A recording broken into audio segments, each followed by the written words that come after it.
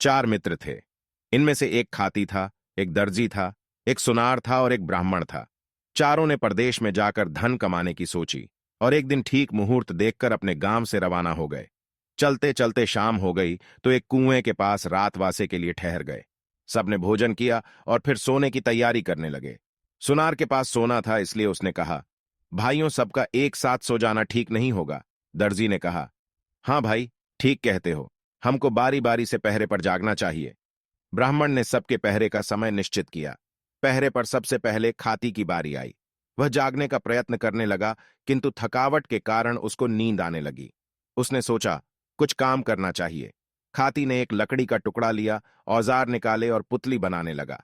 अपना पहरा खत्म होते होते उसने लकड़ी की एक सुंदर पुतली बना ली और फिर दर्जी को जगाकर सो गया। दर्जी ने देखा, पुतली तो बहुत सुंदर बनी है। उसने रंगीले कपड़े निकाले, पुतली का नाप लिया और फिर सीने लगा।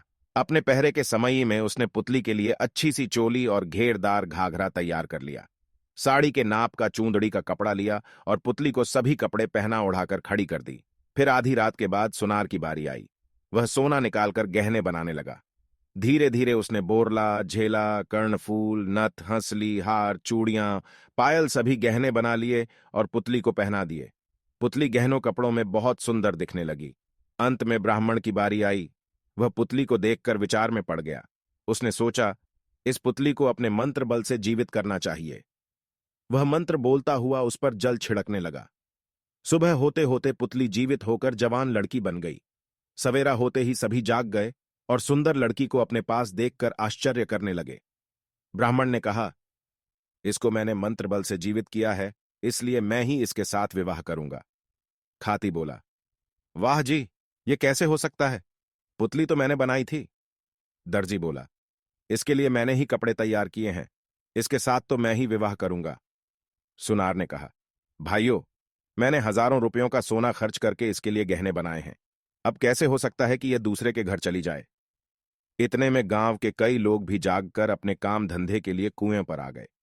चारों को लड़ते झगड़ते देखकर गांव वालों में से एक समझदार बूढ़ा बोला, भाई, क्यों लड़ते हो? पूरा मामला समझाकर कहो। चारों ने बारी बारी से अपने बयान दिए और लड़की के साथ विवाह करने का अपना अधिकार बताया। बूढ़े ने सबकी बातें समझकर कहा, खाती ने पुतली बनाई और ब्राह्मण ने इसको जीवित किया, इसलिए दोनों इसके बाप हैं। दोनों में से किसी का भी विवाह इस लड़की के साथ नहीं हो सकता।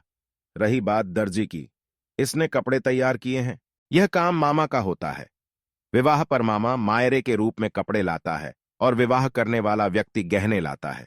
गहने पहनाने वाला सुनार है, वही इस लड़की से विवाह कर सकता है। सबको यह न्याय स्वीकार करना पड़ा।